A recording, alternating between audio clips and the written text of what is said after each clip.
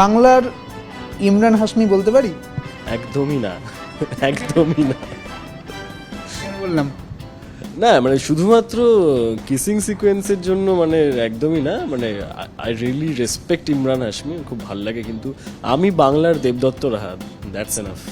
কাজটা করার জন্য যা যা পরিশ্রম ছিল সবটা এই শেষ এক বছরের সঙ্গী ছিল আমার, তো কোথাও কোনো মানে অসুবিধা হয়নি এবং ডিরেক্টর খুব হেল্প করেছিল, তাই ব্যাপারটা হয়ে গেছে। আর আমাকে লড়াই করতে হয়নি, আমি খুবই ভাগ্যবান। মানে আমি সেভাবে খুব একটা বেশি যে রিজেক্টেড হয়েছি বা খুব খারাপ এক্সপিরিয়েন্স হচ্ছে তা নয়, মানে আমি অ্যাকচুয়ালি সেরকম কোনো জায়গায় পৌঁছইনি যেখানে আমাকে মানে খারাপভাবে ব্যবহার করতে পারতো। আমি রোনাল্ডোর ফ্যান নই, আমি ফুটবল খুব কম খেলতাম, বাট আমি মেসির ফ্যান ছিলাম। বাট ইভেনচুয়ালি লাস্ট এক বছর রোনাল্ডোকে অনেকটাই ফলো করেছি, সেই জন্য অনেকটা জানতে পেরেছি। বাট ফ্যান বললে অনেস্টলি বলতে গেলে আমি মেসির ফ্যান।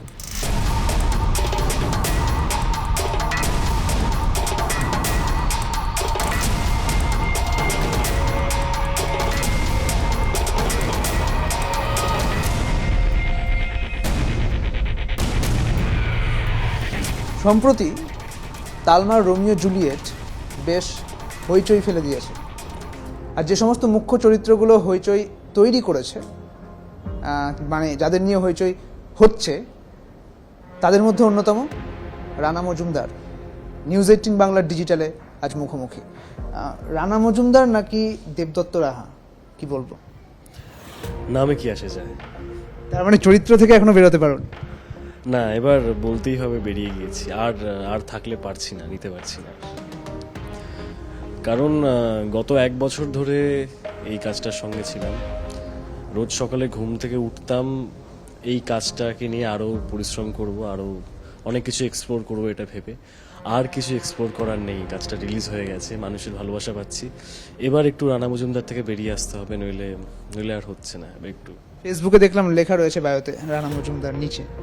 হ্যাঁ, এটা লিখে রেখেছি যাতে মানে আমি আসলে আমার সব কাজের সময় করি একবার করে চরিত্রের নামটা নিচে লিখতে, ভালো কিছুই হয় না তাতে, কিন্তু কেমন একটা রিচুয়াল হয়ে গেছে এটা আমার, আমি লিখি প্রত্যেকটা কাজের সময়। মধ্যম গ্রামের রোমিও কি হয়ে উঠেছ? না, মধ্যমগ্রামে রোমিও নই, মধ্যমগ্রামে আমি দেবদত্ত রাহাই। যদিও এই কাজটার পরে অনেকে জেনেছে মধ্যমগ্রামের যে আমি অভিনয় করি, তার আগে খুব অল্প সংখ্যক মানুষই জানতো, কিন্তু এই কাজটা মানে এতটাই স্পেশাল, আর আমরা বারবার এসেছি মধ্যমগ্রামে প্রচার করার জন্য, সেই জন্য অনেক মানুষ জেনেছে।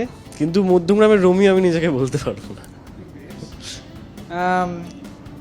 বাংলার ইমরান হাশমি বলতে পারি? একদমই না, একদমই না। কেন বললাম? না মানে শুধুমাত্র কিসিং সিকোয়েন্সের জন্য মানে একদমই না, মানে I really respect Imran Hashmi, খুব ভাল লাগে, কিন্তু আমি বাংলার দেবদত্ত রাহা, দ্যাটস এনাফ। এই যে এতগুলো চুমুর দৃশ্যে অভিনয়, এটা করার সময় ঠিক মানে এই অভিনয়টা করতে গেলে কি আলাদা করে কিছু দক্ষতা লাগলো, কি মনে হয়? না, দক্ষতা মানে কিছুর জন্যই আলাদা করে লাগে না। যেটা বিষয়, আমি আর হিয়া দুজনেই প্রথম দিন থেকে অনেক বেশি কথাবার্তা বলেছি, নিজেদের মধ্যে একটা আন্ডারস্ট্যান্ডিং তৈরি করার, এবং একে অপরকে রেসপেক্ট না করতে পারলে কোনো অভিনয় করা সম্ভব নয়। আমাকে আমার কো অ্যাক্টারকে বা কো অ্যাক্টারও আমাকে রেসপেক্ট করবে, একটা মিউচুয়াল রেসপেক্ট না থাকলে কিছুই করা সম্ভব নয়। তো আমরা চেষ্টা করেছি একে অপরকে শ্রদ্ধা করার, একটা বন্ধুত্ব তৈরি হয়েছে। তারপর যেটা হয়েছে বাদবাকি যেটা আপনারা স্ক্রিনে দেখতে পাচ্ছেন, সেটা পুরোপুরি প্রফেশনালিজম, আর কিছু নয়, কাজ ওটা আমাদের। এই যে অর্পণ দার সঙ্গে পরিচয়, অর্পণ দার সঙ্গে পরিচয় এবং এই মুখ্য ভূমিকায় অভিনয় করার যে সুযোগ, এই সুযোগটা কিভাবে এলো? অর্পণ দার সঙ্গে পরিচয় হয়েছিল আমার অডিশন দিতে গিয়ে। তার আগে যেহেতু বেশ কয়েকটা কাজ করেছিলাম, আমাকে হইচই কাস্টিং ডিরেক্টর আমাকে ফোন করে বলেন যে এরকম একটা সিরিজ হচ্ছে রোমিও জুলিয়েট, সেখানে একটা চরিত্রের জন্য অডিশন দিতে। তারপর জানতে পারি ইভেনচুয়ালি সেটা রোমিওরই চরিত্র। আমি যাই অডিশন দিতে, সেখানে গিয়ে আলাপ হয়। আমি অর্পণদাকে আগে থেকে চিনতাম, যেহেতু অর্পণদা বহু বছর থিয়েটার করেছেন, এখনও থিয়েটার করেন, তো অর্পণদাকে চিনতাম, বাট অর্পণদার সাথে আমার মুখোমুখি আলাপ সেদিনই। তারপর বাদবাকিটা তো ইতিহাস। এর পরের যে জার্নিটা, এটা ঠিক কিরকম তুমি উপভোগ করো? খুবই উপভোগ করি, কারণ সবাই মুখ্য চরিত্রই করতে চাই আমরা, কোথাও গিয়ে মুখ্য চরিত্রই বা যে চরিত্রটাই করি সেটার একটা ইম্প্যাক্ট সবাই আমরা চাই। তো সুযোগটা পেয়ে খুব ভালো লেগেছিল, খুব মানে অনেক বেশি আত্মবিশ্বাসী হয়ে উঠেছিলাম, এবং সেই কনফিডেন্সটাই সামহাও আমাকে হেল্প করেছে কাজটা করার জন্য। আর কাজটা করার জন্য যা যা পরিশ্রম ছিল সবটা এই শেষ 1 বছরের সঙ্গী ছিল আমার, তো কোথাও কোনো মানে অসুবিধা হয়নি এবং ডিরেক্টর খুব হেল্প করেছিল, তাই ব্যাপারটা হয়ে গেছে।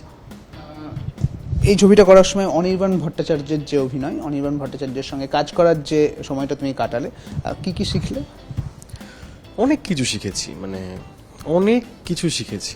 অনির্বাণদাকে দেখলে যেটা বোঝা যায় সবচেয়ে বেশি যে মানুষটা পড়াশুনো করেছেন প্রচুর, এবং অভিনেতা হওয়ার জন্য অনেক পড়াশুনো করতে হয়, তো তার শিকিভাবে এখন অবধি করে উঠতে পারিনি, তাই সবচেয়ে বেশি হয়তো এটাই শিখলাম যে অনেক পড়াশোনা করতে হবে এখন। দেখেছি রানা মজুমদার একদমই কোনো কাজবাজ করতো না, রানা মজুমদার ডামাডোলভাবে ঘুরতো, প্রেম করতো। দেবদত্ত রাহা ঠিক কি উল্টো নাকি একই রকম?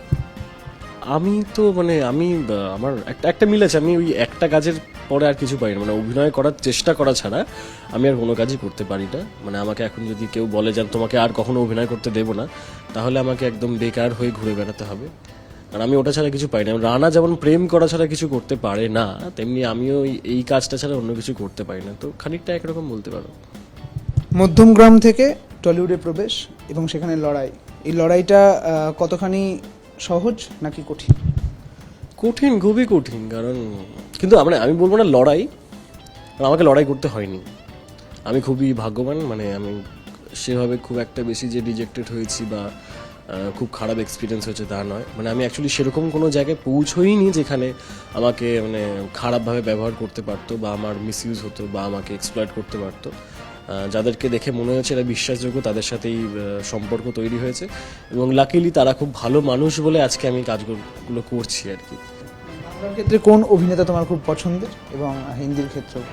সমসাময়িক না, আমার আইকন উত্তম কুমার, তিনি তো সমসাময়িক নন, তিনি তো একদম এভারগ্রিন। তো হিন্দির ক্ষেত্রে আমার রাজকুমার রাওকে দারুণ লাগে, মানে Rajkummar Rao is one of my icons. অনির্বাণদাকে ভালো লাগে, ঋত্বিক চক্রবর্তীকে ভালো লাগে, অনেক অভিনেতা আছেন বাংলার যাদেরকে খুবই ভালো লাগে।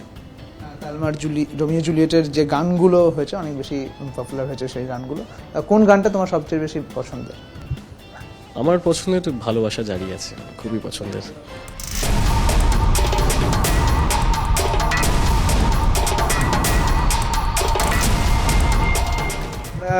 জনতার প্রশ্ন নিয়েছি, 3খানা প্রশ্ন আছে আমার কাছে। 3টে প্রশ্নের মধ্যে বিভিন্ন জনেই প্রশ্ন করেছিলাম, আমরা 3জনকে বেছে নিয়েছি। 3জনের মধ্যে প্রথম প্রশ্ন হচ্ছে, স্নেহাশ্রী ভৌমিক করেছে প্রশ্নটা, যে রানা আদতে দেবদত্তর কেরিয়ার কি থিয়েটার থেকে শুরু হয়েছে? ও নিজেও একজন থিয়েটার জগতের কর্মী, সেই কারণে এই প্রশ্নটা করেছে। আমার কেরিয়ার তো থিয়েটার থেকেই শুরু হয়েছে, আমি থিয়েটার করতাম, তারপর নাটক নিয়ে পড়াশোনাও করেছি রবীন্দ্রভারতীতে, তো ওখান থেকেই শুরু হয়েছে। মানে আমি সবাইকে সাজেস্ট করবো, যদি কেউ মানে অভিনয় করতে গেলে থিয়েটার করতেই হবে, মানে থিয়েটার করাটা খুবই দরকার, ওখান থেকে বেসিকটা জানা যায়। এই থিয়েটার আমাকে অনেকে মেসেজ করেছে এর মধ্যে যে কীভাবে শুরু করবো, একটু হেল্প করো। একটাই হেল্প হতে পারে যে কোনো নাটকের দলে চলে যাও, সেখানে গিয়ে সময় কাটাও, চর্চা করো। তাছাড়া মানে ওটা হচ্ছে প্রথম ধাপ তোমার অভিনয় জীবনে, তাই ওটা খুবই ভালো একটা সুযোগ। দিব্যেন্দু হালদার জানতে চেয়েছে যে রানা কি বাস্তবেও রোনাল্ডোর ফ্যান? যে কিকটা মারলো ওই ছবিতে, সেটা কি মানে এডিটেড নাকি সত্যি করে?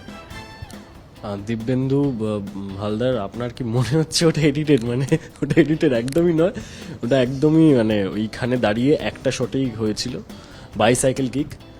আর আমি রোনাল্ডোর ফ্যান নই, আমি ফুটবল খুব কম খেলতাম, বাট আমি মেসির ফ্যান ছিলাম। বাট ইভেনচুয়ালি লাস্ট 1 বছরে রোনাল্ডোকে নিয়ে অনেকটাই ফলো করেছি, সেই জন্য অনেকটা জানতে পেরেছি। বাট ফ্যান বললে অনেস্টলি বলতে গেলে আমি মেসির ফ্যান।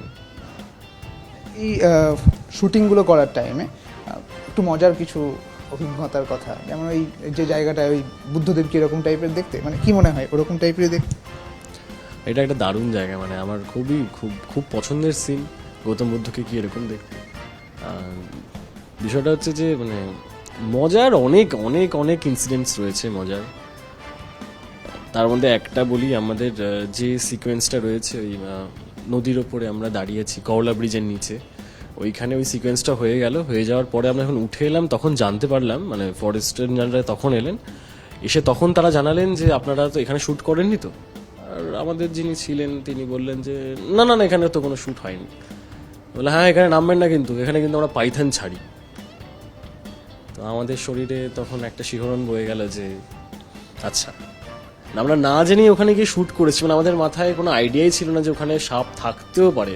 তারপর শুনছি যে ওখানে পাইথনদের রেস্কিউ করে ওখানেই ছাড়া হয়। তো ওটা জানলে হয়তো কোনোদিনই ওই ধারে কাছে যেতে পারতাম না। তো এরকম অনেক মজার ইনসিডেন্ট আছে। জাহানারার সঙ্গে রানার কোনো ওখানে সেরকম কিছু একটা মজার কিছু? জাহানার সঙ্গে রানা, এটা জাহানারা বেশি ভালো বলতে হবে, কারণ আমার কাজ ছিল আমি ওকে খালি ডিস্টার্ব করে গেছি পুরো শুটিংয়ে। আর আমার খুব ভালো লাগে, ও সহজে রেগেও যায়, তোকে রাগাতাম। এটা হয়, মানে মজা হয়, বন্ধুত্ব হয়ে গেলে, একটা ভালো কেমিস্ট্রি হয়ে গেলে তখন মানে কথায় কথায় খুনসুটি মজা। আবার চোখের সামনে দেখেওছি পড়ে যাওয়ার পরও মানে ব্যথা পা নিয়ে পুরো দৌড়ানো সিকোয়েন্সটা করেছে, তখন অবাকও হয়ে গেছি করছে কীভাবে। মজাও হয়েছে, খুনসুটি হয়েছে, আবার শিখেওছি। মনীষ পাল জানতে চেয়েছে যে তালমার রোমিও জুলিয়েটে জুলিয়েট বা জাহানারার প্রতি প্রবল প্রেম ভালোবাসা ছাড়া আর কোনো স্পিরিট কি রয়েছে, যেখানে যা দেখে মনে হয়েছে যে এই ছবিটা সাধারণ মানুষজন আরও বেশি সময় ধরে মনে রাখবে? এরকম অনেক কিছু আমার কাছে রয়েছে, কিন্তু ইম্পর্টেন্ট নয়, মানে আমার ধারণার সঙ্গে মানুষের ধারণা মিলবে। কিন্তু আমার মনে হয় যে সময় দাঁড়িয়ে আমরা এই সিরিজটা বানিয়েছি, এই সময়ে এরকম একটা অ্যাপ্রোচে, এরকম একটা মফস্বলের গল্প, গ্রামের গল্প, এবং এইরকম একটা অ্যাপ্রোচে বানানো, কমার্শিয়াল একটা অ্যাপ্রোচে বানানো, এটা এই মুহূর্তে বাংলা সিনেমা সিরিজে তো নয়, সিনেমা তো খুব কম হচ্ছে। কারণ কম হচ্ছে এই জন্য নয় যে কেউ বানাতে পারবে না, তা নয়, বাট এই সময় আমরা আর কি রেসপন্সটা মানুষের থেকে খুব কম পাচ্ছি। এই সিরিজটা শুধু ওয়ার্ল্ড ক্লাসিক, শুধু একটা দারুণ গল্প, দারুণ কাস্টিং তার জন্য নয়, এই সিরিজটা অনেক এমন এলিমেন্ট, গানের জন্য মনে রাখবে এই সিরিজটা ব্যাকগ্রাউন্ড স্কোরের জন্য মানুষ মনে রাখবে, ইন্ডিভিজুয়াল পারফরমেন্সের জন্য, মানে একটা কাজের 99% অভিনেতারা এমন পারফর্ম করেছে যে মানুষ সবাই ওটা নিয়ে কথা বলছে। এটা আমার মনে হয় this enough to remember this series.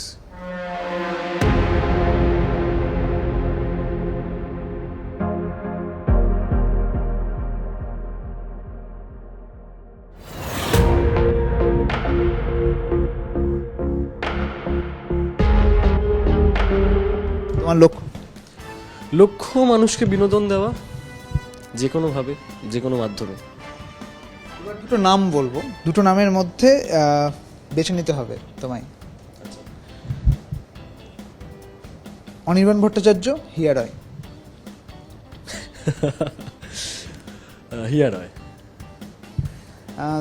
Theatre নাকি হিন্দি ছবিতে একটা ছোট চরিত্রে কোনো রকম কোনো ডায়ালগ নেই এরকম একটা চরিত্রে অভিনয়? থিয়েটার, যদি প্রধান চরিত্র হয়ে থাকে, মানে বা ইম্প্যাক্টফুল চরিত্র হয়ে থাকে। প্রধান চরিত্র না হলে, বাট হিন্দিতে পপেট হয়ে দাঁড়ানোর থেকে তো বেটার। দেব নাকি জিৎ? দেব। বলেছে বলে কে? দেবদা দেখলাম একটা করেছে রিভিউ টাইপের একটা কিছু। তাই যাই না তো